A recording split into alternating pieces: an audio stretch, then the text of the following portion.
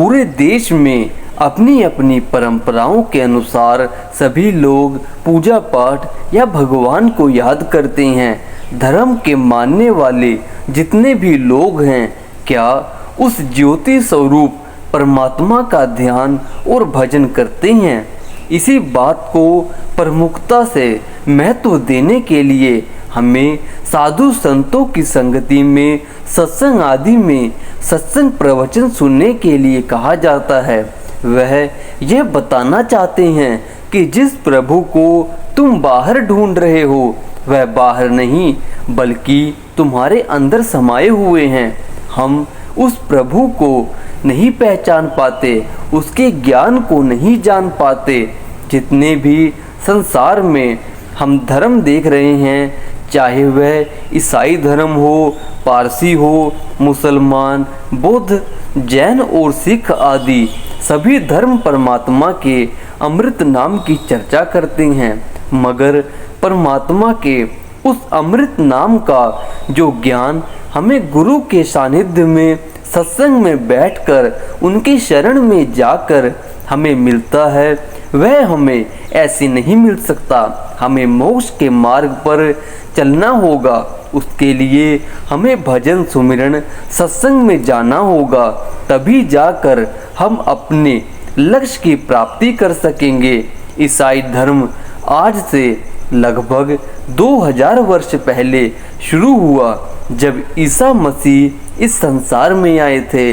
उन्होंने ईसाई धर्म नहीं चलाया, बल्कि उनके संसार से चले जाने के बाद यह ईसाई धर्म चला।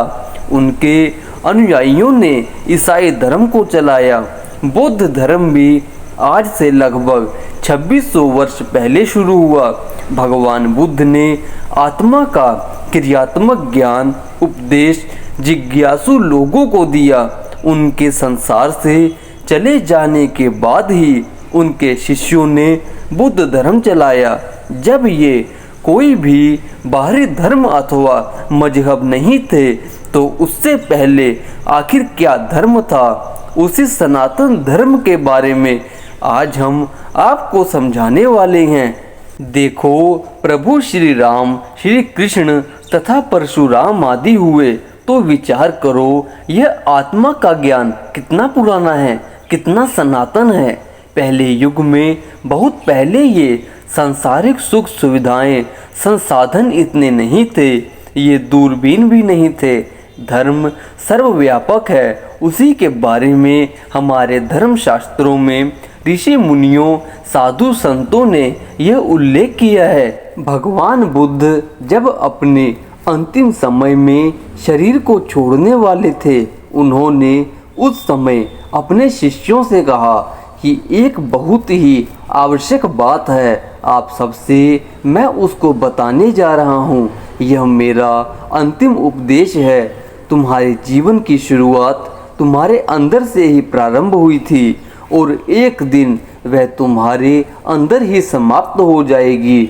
उनके इस संदेश में कितना रहस्य छुपा है, इसी को तो जानने के लिए आज हम आपको अपनी बातें बता रहे हैं। आजकल व्यक्ति माया के प्रभाव से ज़्यादा ही प्रभावित है, ग्रसित है, पर माया जैसी सत्य प्रतीत होती है, वास्तव में वैसी सत्य नहीं है।